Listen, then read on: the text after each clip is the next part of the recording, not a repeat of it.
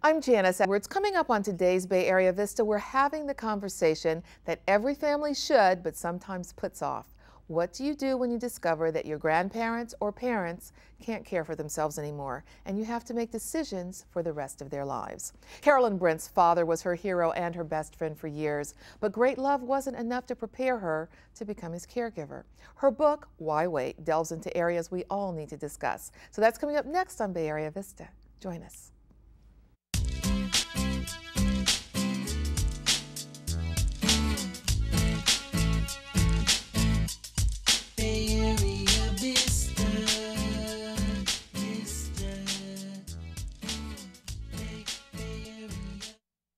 And this is Bay Area Vista. Thank you for joining us. If you're a caregiver to a parent or a grandparent or to a spouse and you find yourself neglecting your own care, today's show is for you. If you're a parent who realizes it's time to have a tough talk with your adult children about your future, or you found yourself in a family feud that's far from funny because of fights with your siblings or other relatives about the care of a parent, this show is for you. If you hate to think about the fact that one day you'll have to prepare for a parent's death, you don't know where to begin tackling the emotional, financial, and legal issues, then get ready to take some notes today. That's what this show is about. Carolyn Brent is the author of Why Wait? The Baby Boomer's Guide to Preparing Emotionally, Financially, and Legally for a Parent's Death. In 2009, Carolyn founded her business, Grandpa's Dream, and the nonprofit organization Caregiver's Story to effect positive change for families experiencing pain and challenges associated with their parents' medical, financial, and legal well-being. For 17 years, she worked for some of the world's leading pharmaceutical companies, including serving as a clinical education manager for Pharmacia and a senior therapeutic sales representative in the pharmaceutical industry. Now, for the last 4 years, she's volunteered her services to Congress, working toward making the Veterans Administration responsible for upholding the decisions that veterans have made about the appointment of a financial, fiduciary, and medical representative in the event of their disability. We have a lot to cover today. 13 million baby boomers across the nation are dealing with this to one degree or another. So Carolyn, thank you for joining us. Thank you. Thank you for having me. I'm very honored to be here. Yes, well, I'm glad to have you, and I have to say that I am glad that you wrote this book because in the 16 years of my mother's illness preceding her death recently, people said you should write a book about these things. It's tough to talk about. You have such vital information. So let's go a little bit into your story of what led you to writing about these issues that people don't like to think about but need to talk about. Absolutely. Well, basically back in 1997, I discovered as a clinical education manager, I was traveling back and forth from California to Colorado visiting Dad. On one particular trip, I had gone to visit my father. I'd noticed he had lost like 30 pounds. And as a result of Dad losing that much weight, I immediately had taken him to the Veterans Administration hospital to get him evaluated. And the doctor looked at me and he said, "Wow, I'm so glad that you are the caregiver caring for your father." And I was shocked, like, no, I'm visiting my dad. I'm not a caregiver. I'm just his daughter taking care of him. Because in my head, I thought a caregiver was like somebody that wore a smock, that worked in a hospital. But I then recognized I was my father's caregiver. So his hemoglobins were so low, the doctor had shared with me that Dad could have possibly died. And I thought right then and there, I said, something is not right with my father. And I started traveling back and forth more and more, and come to find out Dad had flooded his basement at one time. One time he had gotten into a car accident and he totally freaked out. This man, I called him my hero, the man that was never afraid of anything, didn't want to go to court. And that's when I had him further evaluated and found that Dad was in the early stages of dementia. Yes, which is just a shocking discovery, and so many of us deal with those things. And this is one of the reasons that I wanted to disclose what I did, is because even as we're talking about it and grappling with it, those memories of discovering that things are not the same. Absolutely. A lot of times people are going home for a holiday or vacation, like you just came for a visit, you're thinking, okay, I'll see Dad, and everything changes. There's a seismic shift when a child or a grandchild becomes a caregiver. Absolutely. And so that's one of the things that you talk about in there. As you became your father's caregiver and had to look out for his medical well-being, there are a lot of other things. It's like a Pandora's box that gets open. So let's talk a little bit about further down the journey, some of the things you had to deal with? Well, first of all, my father was very resistant to even moving. I said, Dad, I cannot travel back and forth from California to Colorado on a bi-weekly basis. It's virtually impossible. Plus, being a single woman working in the pharmaceutical industry, traveling around the country, I said, Dad, it will be best for you to come and live with me in California. So 2 years later, after him flooding the basement several times by just keeping the water on, I don't know how he would do this, but because they forget what they're doing, and then the water's just running. Then they look up and say, "Well, absolutely, how did this happen?" Absolutely. Yeah. And then going there and looking in his refrigerator, there was food that had mold and all kind of stuff. Bills stacked up high where he wasn't paying his bills, and I knew something was wrong with Dad. My dad, that was a meticulous dresser, all of a sudden became the type of dresser. He was wearing the same clothing all the time, and he wasn't taking a bath. So Dad was smelling the urine on him. I'm going like, this is not my father. So when Dad moved to California, I was able to watch him on literally a daily basis, and I thought, I'm in denial at this point, thinking that, okay, let's slow down the aging process as far as dementia. The more I get Dad medication, he's going to get better. I'm always thinking he's going to get better. He can't possibly get worse. But the more I studied about dementia, I knew that it was going to get worse and never better. But the doctors and at that time there was only one medication out. It helped to slow down the process Probably a little bit. Aricept at that time. It was Aricept. That was the only thing. Right. And that was all I had to work with. And I just hoped and I prayed and I worked hard, and I started paying people to help me in my home until it got to the point one day, and me being in denial, and I tell everyone, whatever you do, take away the keys if your parents are going to fight you. Because one day I was in my home office doing my work. My father poked his head in the window, the office door, and said, Carolyn, I'm going to go to the store and get something sweet to eat. And I'm thinking, okay, going 2 blocks away, what kind of damage is that going to do? Being in denial, I still was. I'm thinking Aricept was going to help Dad. Not only did Dad go to the store, I did not see Dad for 24 hours. And I had to call. I ran to the store when the more, it started getting dark. I started getting nervous. I went to the store. I looked at every parked car in the parking lot, ran in the store looking for my dad. Dad wasn't there, and I was panicked. Yes, of course. And I can't even begin to tell you the stress I was going through, because I started feeling guilty because I had not taken away the keys. And I knew that Dad had a little memory loss. I didn't know the severity.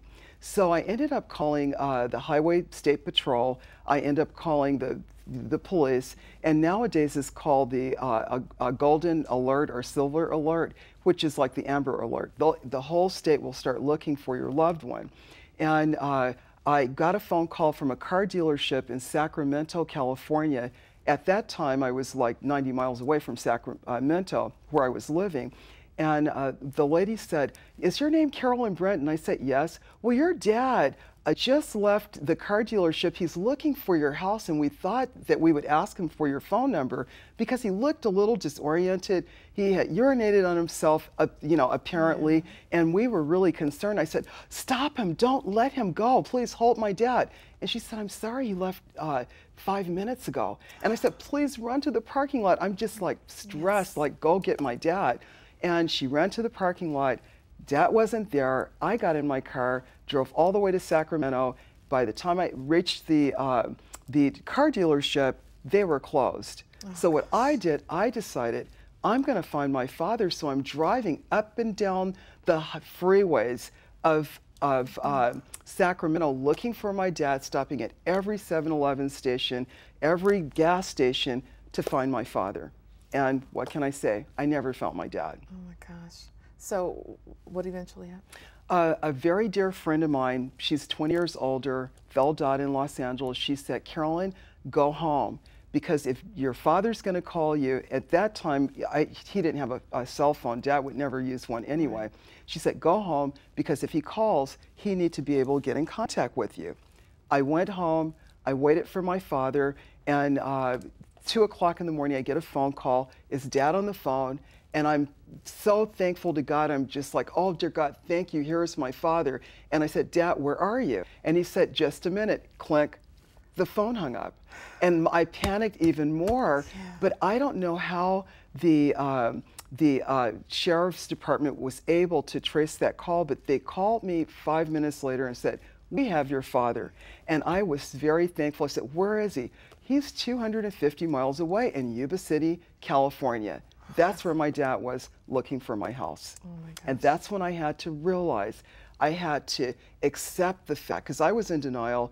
I would not believe it. I was thinking I could bargain with Dad, his behavior, by giving him the keys, letting him go 2 blocks away. And that's when I realized I needed professional help. I needed the professionals to intervene and help me with my father. And I was told that if I did not get 24-hour help from my father, next time I may not be as lucky to get him back. And those were the words from the sheriff's department. Yes, and some people hearing your story will think, well, wow, that is incredible, and it's as frightening as it is. So many of us have stories. I'll share a little bit of one too, because what we're hoping for today is that if you're dealing with this or think you might be encountering this from either side, maybe a parent who's starting to have some concerns, or as I said, at whatever place in this show this touches your life, it's important to discuss it. My mom decided to go for a walk, and a friend of hers had died. She was in assisted living at the time. I was there every day, would spend the night and everything. All of a sudden they said, oh, well, they did the med round, she wasn't there. I was literally in the rain chasing buses because she had been on foot all night till 4 in the morning. I know. Heart in hand. I just hit the microphone. The director's probably upset. But it's just, it terrifies you. Absolutely. And the sheriffs found her, and thank goodness no one had harmed her. Right. But again, the denial, the sense that has to be recognized, that it's not like, even though you become parent to your parent, it's not like with a child where you think, okay, they're past this developmental stage, they'll get better, we're looking forward to their future. Absolutely. What you're looking at ultimately with the future of a parent who's in decline is death, and none of us want to face that. Absolutely. So that's the thing that is so challenging, and that's one of the things that you do in the book, is talk about the key considerations. Once you realize that a parent can't live alone, you talk about how to choose if you can't have your parent in the home, which is a heartbreaking decision at times, but sometimes you realize if you're working, that an environment, a loving environment, a board and care is what I found for my mom after looking at 14 places. Oh yeah, absolutely. Was one of the choices. But what do you recommend that people who are facing that look for when if they have to make that hard decision? Well, first of all, I always say, try to make caregiving a family affair if you have siblings. If you have siblings. If you do not have siblings, try to have extended family, like best friends or anyone involved. So what I did with Dad, I started in my home care. It's someone coming to the home, and the person started too. I mean, it's like you have to just kind of like it's step up type of deal. But the person would come into my home and take my father to senior adult day treatment, so Dad would have his outings during the day, and that lasted all of maybe 6 or 7 months. Because to get someone to come into the home, that's another paradigm that people don't realize. It's not easy. And it's very expensive. It's very expensive. You have to really trust the people that come into your home. In my case, I mean, I was buying $200 worth of food per week for my dad. Now, where's this food going? Things like that. You just constantly have to stay on top of it. But the reason why I couldn't keep my dad in the home anymore, it's like, how can a person afford to have someone to come into the home 24 hours a day? It's very, very expensive. Yes, so and a lot of it's not covered because it's considered non-custodial care if someone has dementia. It's not technically classified as an illness when dealing with that. And one of the things I want to mention for people who are just learning this language, when we talk about adult day health care, those are centers where where a parent or a loved one can go, because sometimes it's a younger person who's had a stroke or something, where medications are given, they have social interaction, and they have an opportunity opportunity to feel like they're still connected in the world and they don't feel strange. It's just like where there are camps for people with certain illnesses. Here people are together, and for one reason or another, they need some supervision in the day, so that if a diaper needs changing or whatever, someone's there to make sure that they have comfort and companionship. And the loneliness that they face as they realize that their faculties are diminishing is heartrending. And so having that kind of support makes a big difference. I tell you that the day treatment for me, it was a lifesaver, because I knew Dad was being mentally stimulated on a daily basis. And my father was a pastor and he loved people around him. So Dad would think that he was at church, and he would give, you know, like he would start preaching and, you know, singing. And Dad became like the person that everybody grew to love at the senior adult day treatment. And Dad was part of that senior adult day treatment for about 6 years. And I was very honored to have that.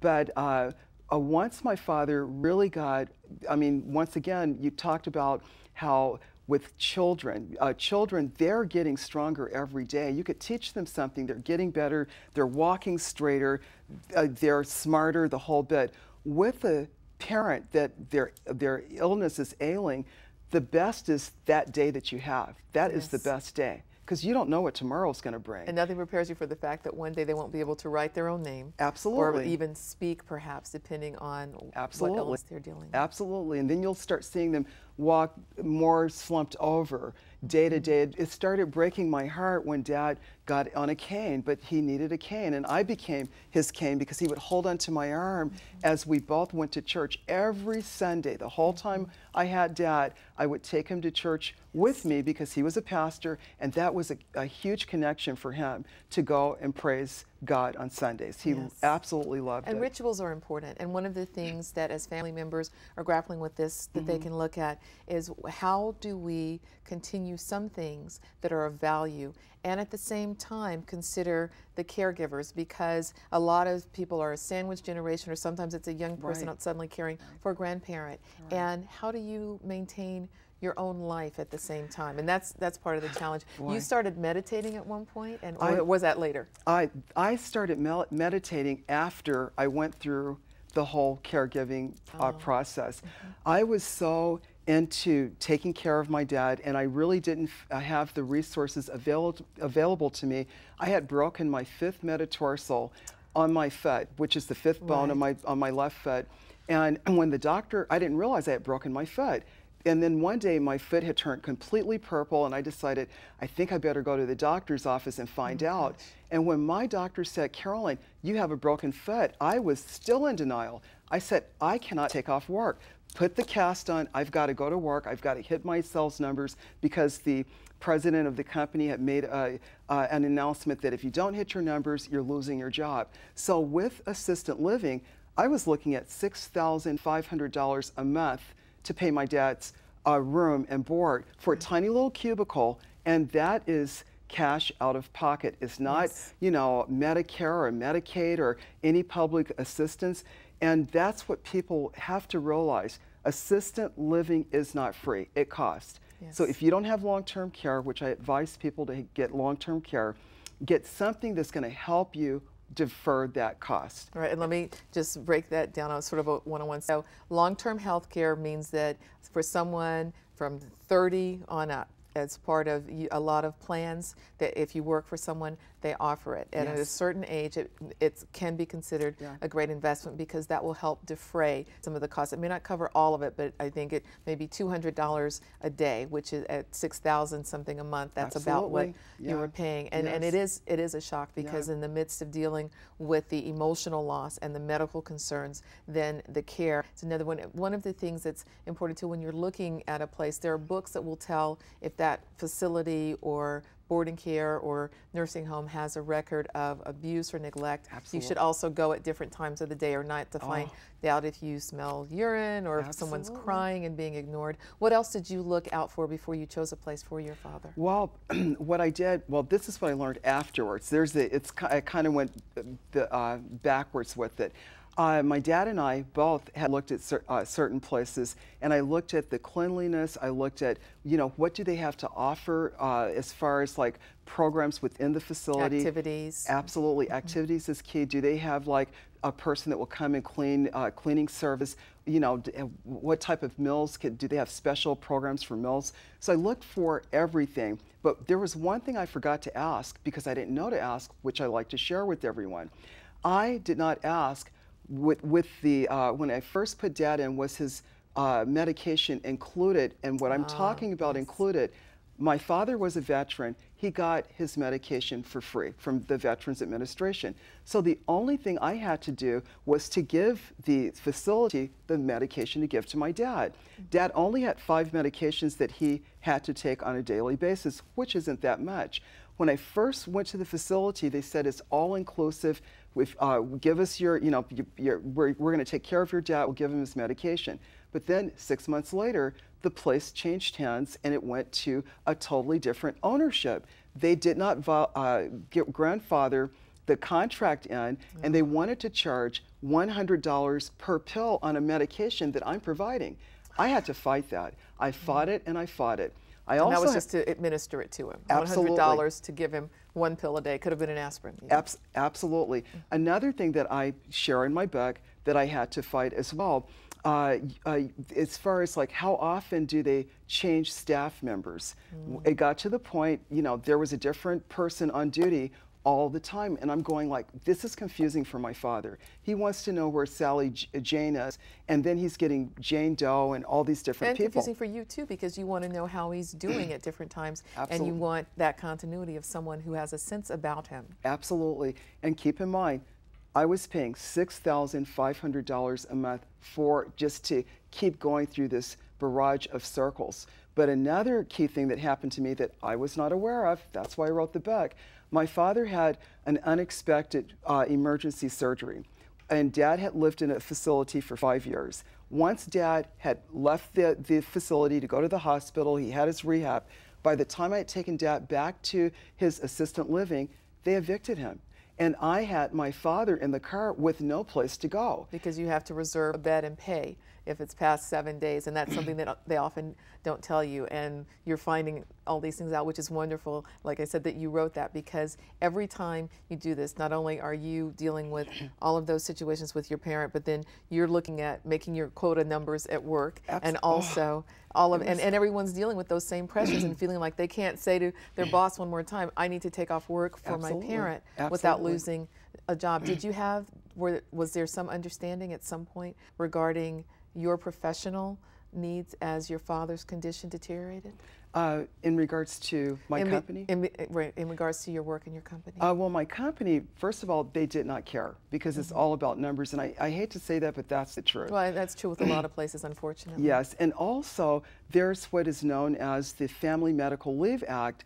Now that's fine and dandy, companies will accept that, but what happens when you go back to the company? In my case, I still would have lost my job because everything is based on numbers. So that is why I really, really stress that caregiving is a family affair if there is, you know, if a person has a family. Now, if the family decides that they don't want to work together, I have Which found, often happens. There are horror stories about that. Oh, yes. I have a horror story, which I'm not going to share, but I will share this.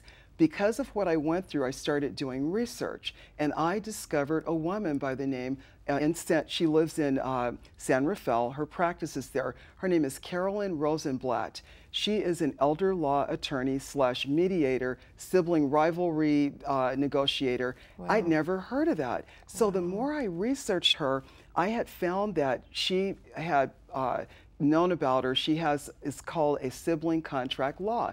And I'm thinking, what is a sibling contract? So I called her up and she said, yes, when there's one person that is the caregiver and the other family members decide, I don't want to get involved. You take care of mom and dad because I'm too busy, you're doing a good job. And then at the end of that person's life, the family decides, oh, we want to take over now. We want to get rid. We want a share of the money that's left many times if there's life insurance, and that's part of it. Absolutely. You know, there are so many tips. It's amazing because we just started this conversation. We're almost out of time for the show. So when with the little time we have left, literally about a minute for you to say, one thing that someone needs to just understand? I know one would be get out of denial, but something else that you can leave our audience with today to help them as they start these very difficult but important conversations. The one thing that I always tell a person, yesterday is too late. Now is the time to put everything you want in writing.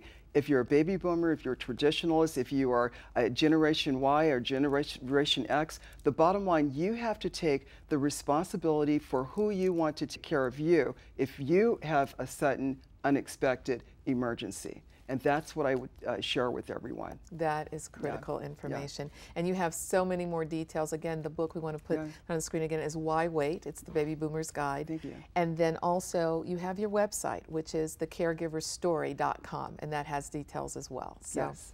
Carolyn, thank you for this, because it does make a big difference. Things I wish I'd known, things that you wish you'd known, but hopefully will help others. So thank you so again. Much. Thank you so much. Yes, and thank you for joining us. Hope that you got some information that will help you in planning. And that's our show. I'm Janice Edwards, and thank you for all that you do to make our Bay Area the great place that it is. Please join us again next time. We look forward to seeing you then. And for details about anything on today's show, BayAreaVista.com.